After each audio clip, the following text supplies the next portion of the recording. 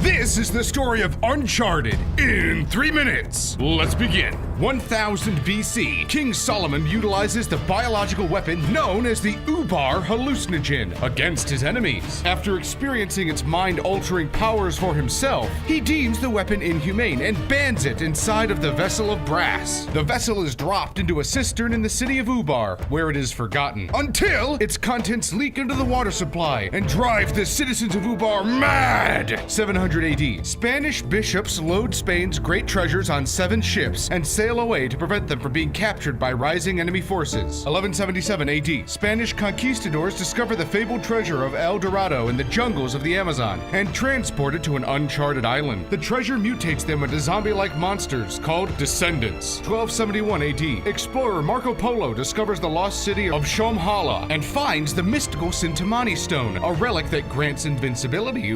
Polo travels to China and is gifted treasures, including mystical resin from the Sintamani stone, 14 ships, and 600 passengers. While traveling to Venice, Italy, the mystical resin causes insanity and mutiny among the crew. Polo arrives in Venice with only 1 ship and 18 passengers. He hides the remainder of the resin in a lamp. 1577 AD, Queen Elizabeth of England enlists the traveling prowess of Sir Francis Drake to travel to Ubar and discover its secret powers. She orders Francis's ring to be modified to act as a code wheel key. Francis discovers Ubar, learns of the horrors of the Ubar hallucinogen, and decides not to tell the Queen what he found. Ubar is mostly forgotten as Francis turns his attention to the treasure of El Dorado. He sets off to steal it for the English. He finds out the statue at the center of that treasure is cursed and fakes his own death to keep the statue on Spanish shores. He continues his pursuit of knowledge about the treasure until he is killed by the mutated descendants on the island. The relics go undiscovered for years until the birth of Sir Francis Drake's descendant. Well, actually, it might not be his descendant. Nathan Drake. At the age of 15, he steals Sir Francis Drake's famous ring from a museum in Colombia and is taken under the wing of treasure hunter Victor Sullivan. Drake learns of the Spanish ships that mysteriously disappeared with Spain's treasure and sets out to find them, but he discovers the gold is irradiated and abandons it.